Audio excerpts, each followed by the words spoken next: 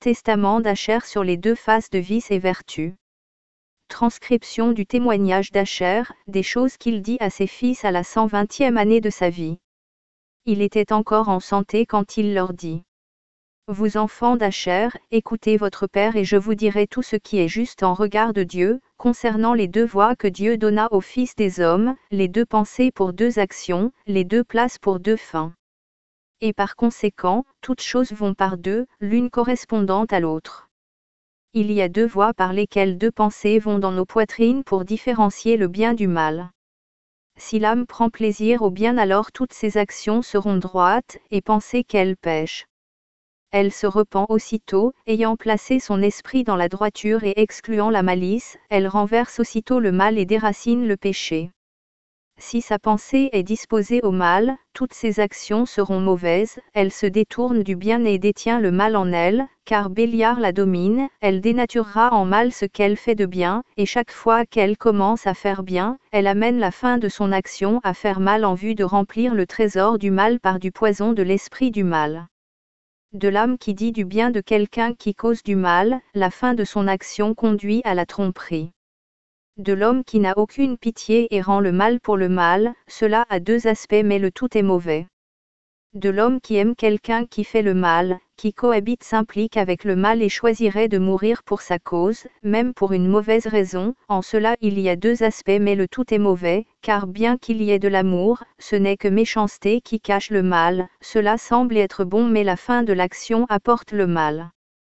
D'un autre qui vole et agit injustement, pille et fraude mais que néanmoins il a pitié envers le pauvre, cela a un double aspect mais le tout est mauvais, à frauder son prochain il provoque Dieu et jure faussement contre le Très-Haut, même s'il s'apitoie sur le pauvre.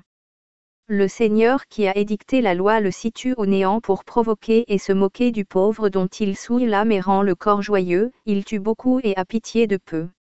D'un autre qui commet l'adultère et la fornication mais s'abstient de viande, il fait le mal dans son jeûne et pervertit certains par son pouvoir et sa richesse, même si en dehors de son excessive malfaisance, il pratique le commandement, cela a un double aspect mais le tout est mauvais, de tels hommes sont à moitié purs comme le porc ou le lièvre, mais pour Dieu sont vraiment impurs comme il est déclaré aux tablettes célestes. Par conséquent mes enfants, ne portez pas comme eux une double face, bienveillante et malveillante. Inclinez seulement dans la bonté puisque Dieu repose dans la bonté et que les hommes veulent cela. Fuyez la malveillance et détruisez le mal par des bienfaits. Les doubles faces ne servent pas Dieu mais seulement leurs propres convoitises et ne plaisent qu'à Béliar et aux hommes comme eux. Les hommes de bien, d'entre ceux qui ont une seule face, s'inclinent seulement devant Dieu malgré que les doubles faces les considèrent comme étant dans l'erreur. De ceux qui tuent les méchants font deux actions, une mauvaise et une bonne, mais le tout est bon, en déracinant ce qui est mauvais, ils le détruisent. D'un homme qui haït l'homme injuste qui a miséricorde et celui qui fait l'adultère et jeûne, cela est d'un aspect double mais le tout est bon, il suit l'exemple du Seigneur en ce qu'il n'accepte pas ce qui ressemble au bien avec ce qui est vraiment mal. D'un autre qui ne fait pas bon accueil au débauché pour ne pas souiller sa bouche et polluer son âme, cela aussi est d'un aspect double mais le tout est bon, de tels hommes sont comme les cerfs et les biches en condition sauvage qui semblent impurs alors qu'ils sont tout purs, ceux qui marchent dans le zèle de Dieu s'abstiennent de ce que Dieu haït et interdit par ses lois, ils préviennent le mal du bien. Voyez maintenant mes enfants combien ils sont deux dans toutes choses, l'un vis-à-vis de l'autre, l'un caché par l'autre. La mort succède la vie, le déshonneur la gloire, la nuit du jour et l'obscurité la lumière, toutes choses sont mises à jour et celles qui sont justes maintiennent la vie. Pour cette raison, la vie éternelle est dans l'attente de la mort. Non qu'on puisse dire que la vérité est un mensonge, ni vrai faux, car toute vérité est sous la lumière, comme toutes choses sont dessous Dieu. J'ai éprouvé toutes ces choses durant ma vie sans m'écarter de la vérité du Seigneur, j'ai recherché les ordres du Très-Haut en avançant de toute ma force avec un visage unique, et suivant ce qui est bon. Prenez garde aux ordres du Seigneur pour suivre la vérité avec une face unique mes enfants, car ceux qui sont double face reçoivent double sanction. Méprisez tous les esprits d'erreur qui s'acharnent sur les hommes qui gardant la loi du Seigneur, sans donner autant d'importance au mal qu'au bien, mais observez toutes choses qui sont vraiment bonnes et gardez-les avec toutes les lois du Seigneur en y adhérant comme chemin de vie pour y trouver le repos. car les buts auxquels les hommes aspirent démontrent qu'ils sont droits et se font connaître aux anges du Seigneur et aux anges du mal Béliar. Lorsque la mauvaise âme quitte, elle est harassée par le mauvais esprit qu'elle engageait par ses mauvais désirs et actions. Mais si quelqu'un est en paix dans la joie, il vient à connaître l'ange de paix et entre dans la vie éternelle. L'âme agitée est tourmentée d'un esprit mauvais qui sert autant sa convoitise que ses mauvaises actions. L'âme dans le calme et la joie reconnaît l'ange de la paix qui la rassure de vie. Mes enfants, ne devenez pas comme les sodomites qui ne reconnurent pas les anges du Seigneur et périrent pour toujours. Je sais que vous pécherez et que vous serez livrés aux mains de vos ennemis, la terre sera alors déserte et vous serez dispersés aux quatre coins de la terre, vous serez réduits à néant, comme une eau inutile, par la dispersion jusqu'à ce que le Très-Haut visite la terre et vienne comme un homme, il mangera et boira avec les hommes de paix et brisera la tête du dragon par l'eau. Il sauvera Israël et toutes les nations, Dieu parlera en la personne d'un homme. Et pour cette raison, dites ces choses à vos enfants pour qu'ils ne lui désobéissent pas. Car j'ai lu dans les tablettes célestes qu'ils lui désobéiront vraiment et agiront déloyalement contre lui en ne donnant pas d'attention à la loi de Dieu mais aux lois des hommes. Et pour cette raison vous serez dispersés comme mes frères Gad et Dan qui ne reconnurent pas leur propre terre, tribu et langue. C'est le Seigneur qui vous réunira ensemble dans la foi, par l'espérance de sa tendre pitié, pour la cause d'Abraham, d'Isaac et de Jacob. Et quand il leur dit ces choses, il ajouta, enterrez-moi à Hébron. Il tomba alors dans un sommeil paisible et mourut. Ses fils firent ensuite comme il leur dit, ils l'emportèrent pour le placer avec ses pères. Testament de Joseph concernant la modération. Transcription du testament de Joseph.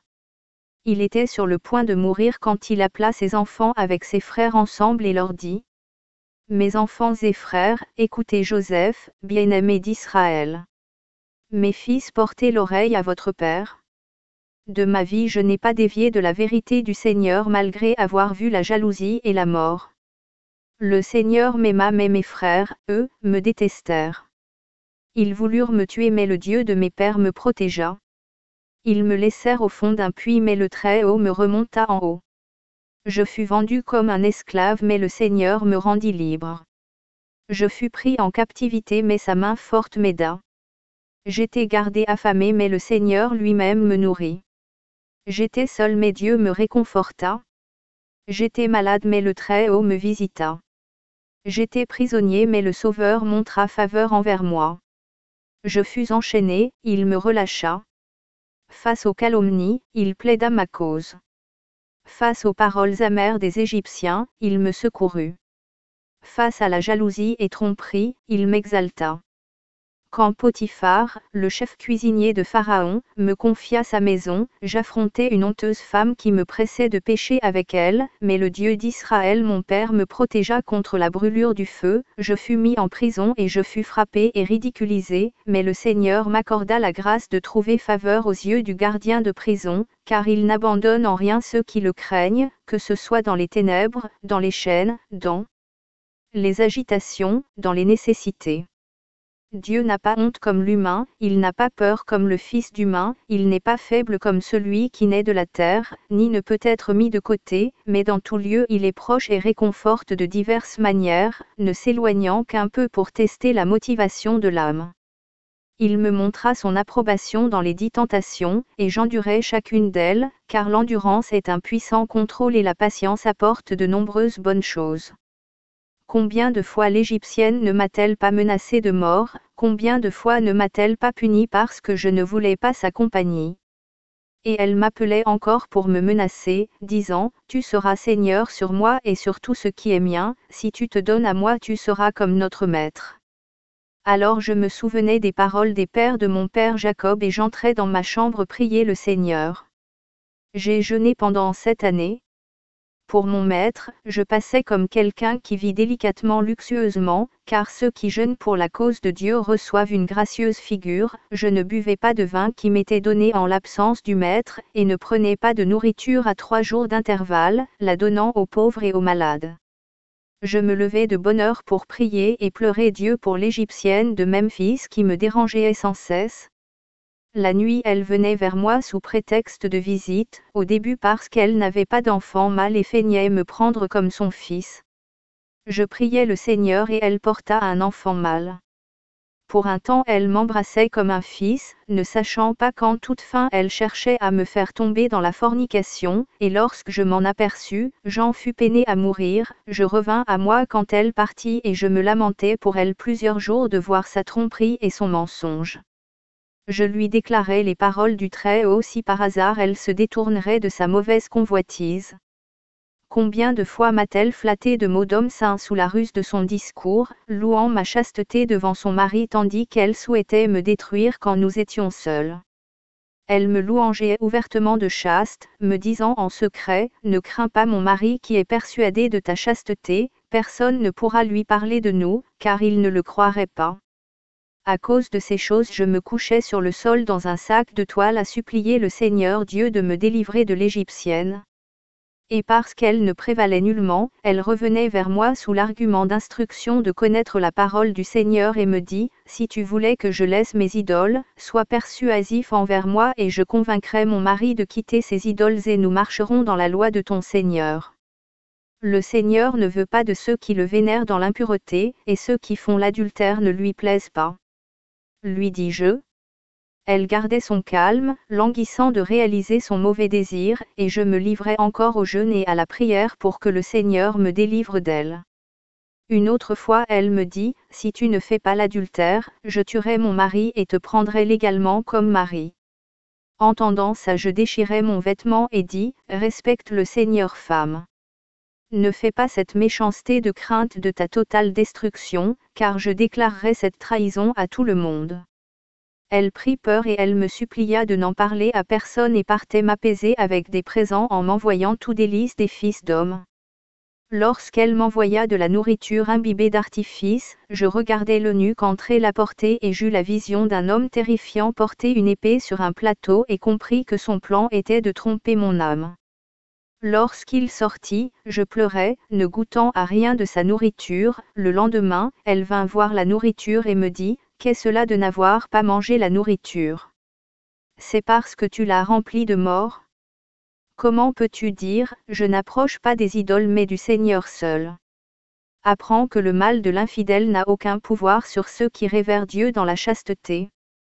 Un ange du Dieu de mon père m'a révélé ta tromperie que j'ai gardée pour te convaincre, si encore tu peux voir et te repentir. » Je pris la nourriture devant elle et dis, « Le Dieu de mes pères par l'ange d'Abraham est avec moi. » Elle tomba face à terre à mes pieds et pleura, je l'ai relevée et la disputai, et elle promit de ne plus faire cette faute. Mais parce que son cœur était déviant vis-à-vis de moi à faire l'immoralité qu'elle aspirait, sa contenance s'affaissa. Son mari le vit et lui dit, « Pourquoi ta mine est-elle basse? J'ai mal au cœur et mon esprit m'oppresse de plainte, dit-elle. » Et il la réconforta, elle qui n'était pas malade. Dès que son mari s'absenta, elle courut encore vers moi, « Si tu ne consens à moi, je me pendrais ou me jetterais dans un puits ou par-dessus un ravin, dit-elle. » Voyant que l'esprit de Béliar l'agitait, je priai le Seigneur. Et je lui dis, « Pourquoi t'agites-tu ainsi aveuglément perturbé au péché? Pense que si tu te tues, ta rivale Séton, la concubine de ton mari, va frapper tes enfants et supprimer ton souvenir de la terre. Comme tu m'aimes, dit-elle. Il me suffit que tu tiennes à ma vie et à mes enfants, j'ai espoir de satisfaire mon désir. » Elle ne comprit pas que je parlais ainsi à cause de Dieu, non à cause d'elle, car un homme qui tombe dans la passion d'un mauvais désir en devient l'esclave, comme elle l'était, et à entendre une bonne chose de la passion dont il est dominé, il comprend suivant son mauvais penchant. Mes enfants, je vous déclare qu'à la 6e heure quand elle me quitta, je restais à genoux devant le Seigneur tout le jour et continuais toute la nuit, jusqu'au crépuscule, je restais éveillé, priant avec larmes, pour la relâche de l'Égyptienne. Et à la fin, quand elle saisit mes vêtements pour m'attirer à elle de force et retenait mes vêtements pour forcer au contact, je vis sa folie et m'enfuis dévêtue. Elle m'accusa faussement devant son mari égyptien, et il me jeta de sa maison à la prison. L'Égyptien me fouetta le lendemain et je fus envoyé enchaîné dans la prison de sa maison. La femme égyptienne tomba malade de vexation. je chantais des louanges au Seigneur dans la noirceur de la pièce.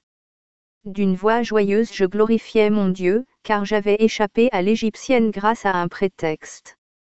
Combien de fois a-t-elle envoyé dire, accepte de satisfaire mon désir et je te relâcherai de tes chaînes et te sortirai de la noirceur. Je ne suis tombé vers elle pas même en pensée. Dieu aime mieux celui qui à l'autorité de la foi se tient avec chasteté dans la noirceur d'une cave-citerne plutôt que celui qui vit d'excès de gourmandise dans des chambres secrètes royales. Quiconque vit de chasteté aspire à la gloire et le Très-Haut sait si cela lui convient de lui accorder, ainsi comme pour moi. Combien de fois parce qu'elle était malade, est-elle descendue vers moi à des moments inattendus pour écouter ma voix lorsque je priais, j'entendais ses gémissements et gardais mon calme. Quand j'étais dans sa maison, elle avait l'habitude de découvrir ses bras, ses seins et ses jambes pour que je tombe devant elle, car elle était très belle, magnifiquement ornée pour me tromper, mais le Seigneur me protégea de ses charmes. Voyez maintenant mes enfants que la patience à prier à jeûne fait de grandes choses. Choisissez la retenue, vous aussi, par la pureté et la patience et par humilité de cœur et le Seigneur habitera en vous, car il aime la retenue. Et où le Très-Haut demeure, même quand un homme subit la jalousie, l'esclavage ou la calomnie, non seulement le Seigneur demeure en lui à cause de sa retenue mais il le délivrera du mal, il l'exaltera et le glorifiera aussi comme pour moi, l'homme sera protégé en toutes circonstances, que ce soit en intention, en parole ou en pensée. Mes frères savaient comment mon Père m'aimait et que mon cœur ne s'enflait pas. Même enfant, j'avais la crainte de Dieu par mes pensées, je savais que toutes choses finissent et je me tenais dans les restrictions. Ayez devant vos yeux la crainte de Dieu dans vos actions vous aussi et du respect pour vos frères, car toute personne qui applique la loi du Seigneur sera aimée de lui. Je respectais mes frères, et de crainte pour eux je gardais mon calme lorsque je fus vendu et ne révélai pas aux Ishmaélites que j'étais fils de Jacob, homme grand et puissant. Quand j'arrivai à l'Indokolpita avec les Ishmaélites, ils me demandèrent ma famille et je dis que j'étais un esclave de leur maison, pour ne pas mettre mes frères dans la honte, et le plus vieux d'entre eux me dit, tu n'es pas un esclave, car ton apparence en témoigne. Et même s'ils m'ont menacé de mort, je dis que j'étais leur esclave. Quand nous sommes arrivés en Égypte, ils se sont disputés à mon sujet, à savoir lequel d'entre eux me prendrait en m'achetant. Il s'avéra bon pour tous que je reste en Égypte avec un marchand de leur commerce jusqu'à ce qu'ils reviennent de porter la marchandise, et le Seigneur me donna faveur aux yeux du marchand qui me confia sa maison. Le Seigneur le bénit par mes moyens et le renforça en argent et or, j'ai été 3 mois et 5 jours avec lui. C'est dans ce temps que la femme de Potiphar de Memphis passa en grande pompe et jeta ses yeux sur moi parce que ses eunuques avaient parlé à mon sujet. Elle raconta à son mari que le marchand était devenu riche au moyen d'un jeune hébreu que des hommes avaient volé de Canaan. Et elle dit, exécute dès maintenant ton jugement sur le jeune pour le prendre comme ton intendant, que le Dieu des Hébreux te bénisse, car la grâce du ciel est sur lui. Potiphar fut convaincu par ces paroles. Il commanda au marchand de m'apporter et lui dit. Qu'est-ce que j'entends, tu voles des âmes de la terre des Hébreux pour les vendre comme esclaves. Le marchand tomba sur sa face et lui dit, je te supplie mon Seigneur, je ne sais rien de ce que tu dis.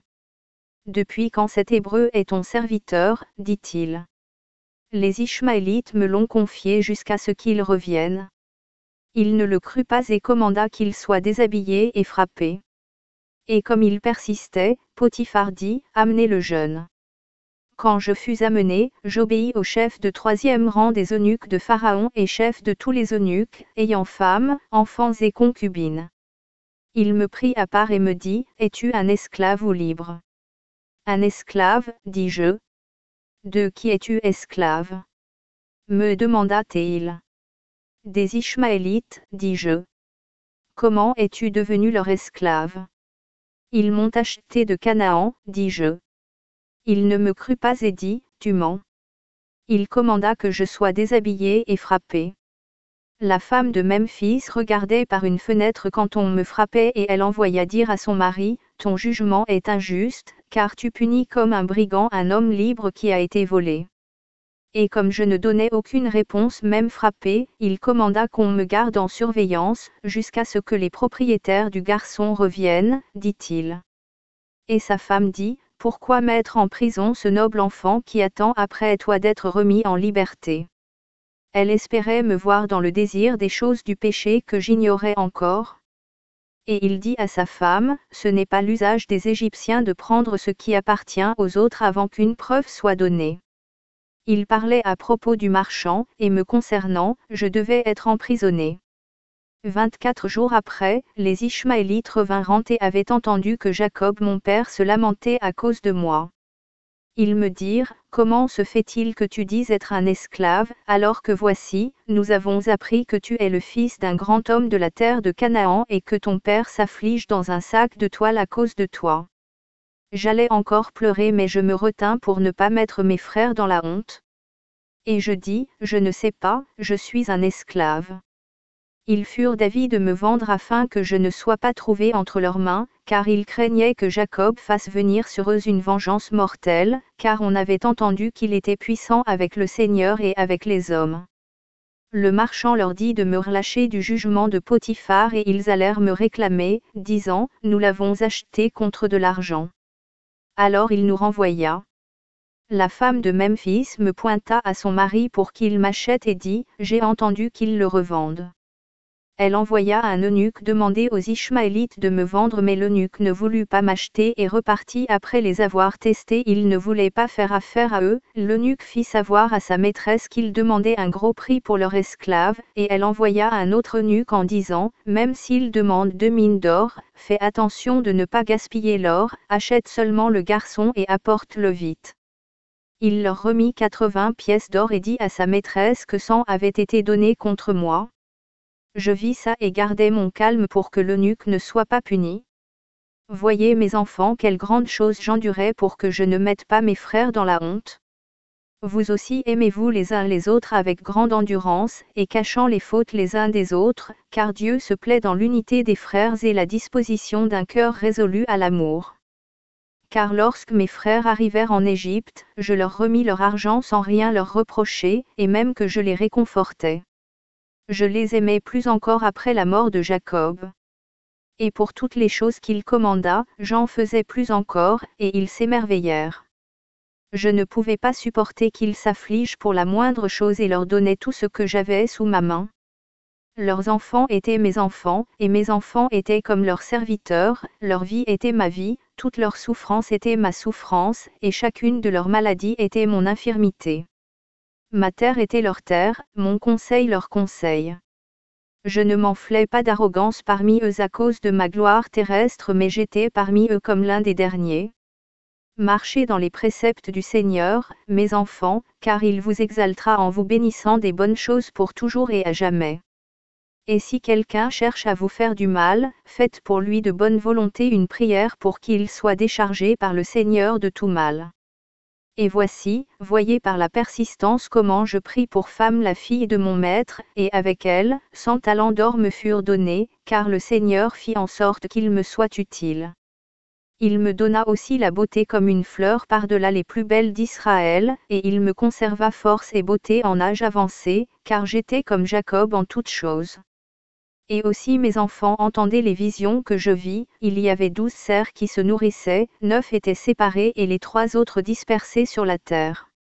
Je vis qu'une vierge portant un vêtement de lin était née à Jude, et d'elle naquit un agneau sans tache, à sa main gauche, il y avait comme un lion.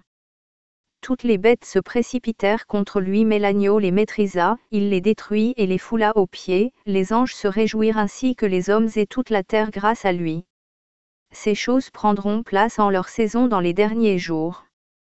Appliquez-vous aussi, mes enfants, les préceptes du Seigneur. Respectez Jude et Lévi, car d'eux se lèvera pour vous l'agneau de Dieu qui sauvera dans sa miséricorde tous les idolâtres et Israël.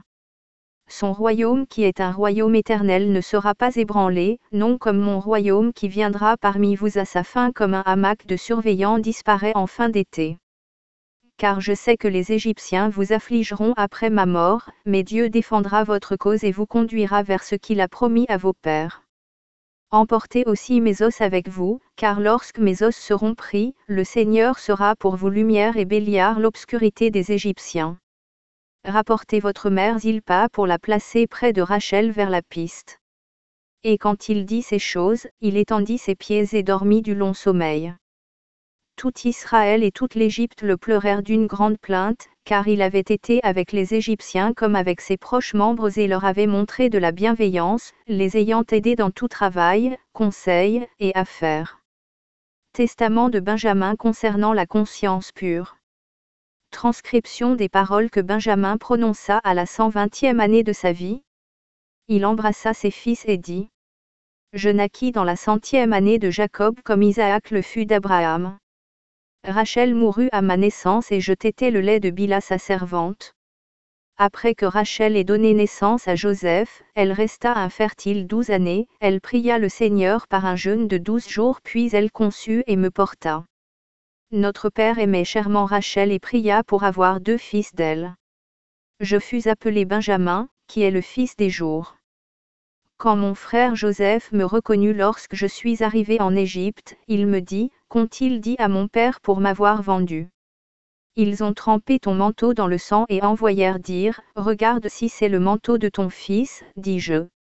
Même qu'aussi frère, me dit-il, quand les Ishmaélites m'ont emporté, l'un d'eux m'enleva mon manteau et me donna de la ceinture, me fouettant pour me forcer à courir. Et quand il partit cacher mon vêtement, un lion le rencontra et le tua. Ses camarades eurent peur et me vendirent à leurs compagnons. Mes enfants, aimez le Seigneur Dieu des cieux et gardez ses lois vous aussi. Soyez disciples de Joseph de la bonté et la sainteté, plaçant votre conscience au bien comme vous me connaissez, car celui dont la conscience est bienveillante place toutes choses correctement.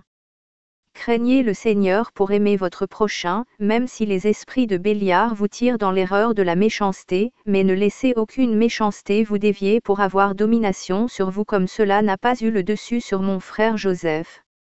Combien de fois les hommes ont voulu le frapper et que Dieu fut son bouclier? Celui qui craint Dieu et aime son prochain ne peut pas être giflé par l'esprit de l'air venant de Béliar, car il est sous le bouclier de la crainte de Dieu. Il ne peut être dominé par des moyens d'hommes ou de bêtes parce qu'il est soutenu par l'amour du Seigneur qu'il porte envers son prochain. Joseph même a imploré notre père Jacob de prier pour que le Seigneur n'impute pas nos frères le mal qu'ils ont conspiré contre lui. Et Jacob s'est écrié: Mon enfant Joseph, tu l'emportes sur les entrailles de ton père Jacob. Il l'embrassa et le serra pendant 2 heures, et il dit: En toi-même se réalise la prophétie du ciel concernant le Messie du monde, agneau de Dieu sans tache qui sera livré sans défaut péché par les pécheurs et mis à mort pour le salut des hommes impies et idolâtres d'Israël, c'est par le sang de l'alliance qu'il détruira Béliar et ceux qui le servent. Comprenez la fin de l'homme bon, soyez disciples de sa compassion de l'esprit de bonté, et vous porterez aussi les couronnes de gloire. L'homme bon n'a pas mauvais œil et démontre de la pitié envers tous les hommes qu'ils soient pécheurs ou inventent du mal à son sujet. Celui qui fait le bien surmonte le mal, car il est sous le bouclier de celui qui est bon et qui aime le juste comme sa propre âme. Il ne jalouse pas qui est glorifié, il n'envie pas qui s'enrichit, il louange qui est courageux, il croit et respecte celui dont la conscience est modeste, il a pitié du pauvre, il est à l'écoute du faible par bonté, il chante des louanges à Dieu, il protège celui qui craint Dieu comme un bouclier, il aide celui qui aime Dieu, il réprimande celui qui rejette le Très-Haut pour le redresser, et il aime comme sa propre âme celui qui a la grâce d'un bon esprit. Si vous avez bonne conscience mes enfants, même les mauvais hommes seront en paix avec vous, les débauchés vous donneront considération et redeviendront bons. Et non seulement les convoiteurs se retiendront de leur envie excessive mais ils remettront les fruits de leur convoitise à ceux qui sont affligés. En faisant le bien, les esprits impurs fuient de vous, oui, les pires bêtes fuiront de terreur devant vous. Quand la conscience prend de bonnes intentions avec considération, l'obscurité fuit. Qui fait une injure à un homme pieux s'en repent, l'homme pieux montre sa compassion envers celui qui l'insulte et garde silence son calme.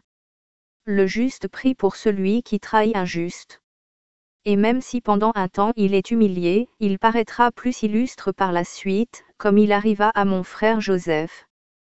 La conscience d'un homme bon n'est pas au pouvoir de l'esprit d'erreur de Béliard parce qu'un ange de paix guide son âme, il ne considère pas les choses corruptibles avec passion et n'accumule pas les richesses par amour du plaisir, il ne trouve aucun plaisir à plaire, ni se plaindre de son prochain, ni se remplir de gourmandise, ni s'égarer dans l'excitation de la vue, car le Seigneur est son lot. La bonne conscience ne reçoit ni gloire, ni déshonneur des hommes, et ne connaît aucune ruse, ni mensonge, ni conflit ou haine, car le Seigneur habite en lui et éclaire son âme qui se réjouit envers tous en son temps approprié. La bonne conscience n'a pas deux langues, une pour bénir l'autre pour maudire, une pour insulter l'autre pour honorer, une pour pleurer l'autre pour s'égayer, une tranquille l'autre agitée, une hypocrite l'autre véritable, l'une pauvre l'autre prospère, mais une seule disposition pure et sans corruption au compte de tous les hommes. Il n'a pas une vue double, ni oreille double, dans tout ce qu'il fait, parle et voit, il sait que le Seigneur veille sur son âme et il purifie sa conscience pour ne pas être condamnable envers Dieu et les hommes. Toutes les actions de Béliard sont doubles et non pas d'unicité. Fuyez la malveillance de Béliard, mes enfants, il donne une épée à ceux qui lui obéissent, c'est la mère des 7 maux que la conscience conçoit par Béliard, la jalousie, le désespoir, l'angoisse, la captivité, la nécessité, le harcèlement, la désolation. Et pour cette raison, Caïn fut livré aux 7 vengeances de Dieu. Car chaque 100 ans le Seigneur fit venir une plaie sur lui, il a commencé à souffrir à 200 ans, et à 900 ans il fut privé de la vie pour la cause du juste Abel, son frère, condamné en conséquence de tous ses méfaits et amené en désolation par le déluge. Caïn fut puni pendant 700 ans et Lamech 7 fois 7 condamné jusqu'à l'éternité, car ceux qui sont comme Caïn moralement corrompus dans la jalousie et la haine des frères seront punis du même sort. Vous aussi mes enfants fuyez le mal de la corruption, jalousie et haine des frères, et adhérez à l'amour avec bonté. Celui qui a une conscience pure d'amour ne regarde pas une femme pour la fornication, car il n'a pas le cœur souillé et l'Esprit de Dieu se repose en lui. Le soleil ne se souille pas à briller au-dessus de la boue et du compost mais plutôt les assèche et détourne la mauvaise odeur, ainsi la conscience pure restreint plutôt les souillures de la terre et édifie, sans emporter en soi aucune souillure. D'après les paroles de Enoch le juste, vous ferez ce qui est immoral, fornication sur fornication, en suivant l'immoralité des sodomites, et à part quelques exceptions, vous allez tous périr, vous multiplierez excessivement les convoitises avec les femmes et le royaume du Seigneur ne sera pas parmi vous, car il le retirera aussitôt. Néanmoins c'est parmi vous, dans votre lot, que sera construit le temple de Dieu, et le second surpassera de gloire le précédent, mais il le reprendra. Les 12 tribus s'y réuniront ainsi que toutes les nations jusqu'au temps fixé où le Très-Haut enverra son salut au service de son unique engendrement prophète, il entrera le premier par la porte avant du temple et le Seigneur y sera traité avec outrage, il sera soulevé sur un arbre bois et le voile du temple se déchirera, l'Esprit de Dieu se déplacera comme un feu se déverse sur toutes les nations et il montera de son tombeau du Shéol, et passera de la terre au ciel. Je sais combien il sera parfaitement humble sur la terre et combien glorieux splendide dans le ciel.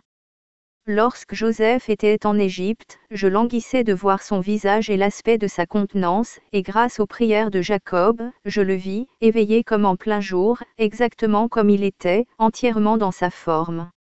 Maintenant mes enfants, sachez que je vais mourir. Que chacun de vous agisse avec justice et vérité envers son prochain, jugeant fidèlement les travaux à faire. Gardez la loi du Seigneur et ses ordres que je vous enseigne plutôt que tout autre héritage, et vous aussi, donnez-les à vos enfants en possession éternelle, comme Abraham, Isaac et Jacob l'ont fait en nous donnant en héritage toutes ces choses et disaient, gardez les ordres de Dieu jusqu'à ce que le Seigneur révèle son salut à toutes les nations. Vous verrez Seth, Enoch, Noah, Shem, Abraham, Isaac et Jacob relever la main droite de bonheur. Nous serons aussi relevés, chacun de nous pour sa tribu, pour nous prosterner devant le roi du ciel et nous réjouir avec lui et tous ceux qui ont cru en lui sur terre. Tout sera changé. Tous les hommes se relèveront, certains de gloire, certains de déshonneur. Le Seigneur jugera d'abord Israël pour les torts qui ont été commis et le nombre de ceux qui ne le crurent pas quand le salut de Dieu en chair apparut sur terre comme un homme d'humilité, puis il fera la même chose aux nations. Il mettra Israël à l'épreuve par les élus des peuples comme il mit Ésaü à l'épreuve par les Madianites qui trompèrent leurs frères pour qu'ils tombent dans la fornication et l'idolâtrie, ils furent écartés de Dieu et devinrent comme ceux qui sont sans enfants dans la part de rétribution de ceux qui craignent le Seigneur. Mes enfants, vivez avec sainteté avec les lois en présence du Seigneur et vous demeurerez en moi en sécurité et tout Israël sera réuni au Seigneur et je ne serai plus appelé loup ravageur au compte de vos ravages, mais un travailleur du Seigneur qui fournit à manger à ceux qui travaillent au bien. Dans les temps éloignés, un bien-aimé de Dieu se lèvera de ma semence de Juda et Lévi qui entendra sa voix sur terre et fera sa volonté et son bon plaisir pour éclairer les nations d'une nouvelle connaissance. La lumière de la connaissance se lèvera sur Israël et son salut les saisira comme un loup venu sur eux en rassemblant les nations. Il sera sur toutes les bouches des congrégations des nations et chez leurs dirigeants comme un accord de musique jusqu'à la consomption des âges. Ses travaux et ses paroles seront inscrits au livre saint. Il sera l'être élu de Dieu et placé à jamais dans la considération parmi eux, comme mon père Jacob m'a dit, il remplira ce qui manque à ta tribu. Il finit ses déclarations, disant, Mes enfants, je vous charge de porter mes os hors d'Égypte et m'enterrer à Hébron près de mes pères. Benjamin mourut à 125 ans à un âge avancé et ils le placèrent dans un coffre. Et dans la 91e année après la venue des fils d'Israël en Égypte, eux et leurs frères emportèrent secrètement les os de leurs pères et les enterrèrent à Hébron, au pied de leur père. Ils repartirent de Canaan et habitèrent en Égypte jusqu'au jour du départ.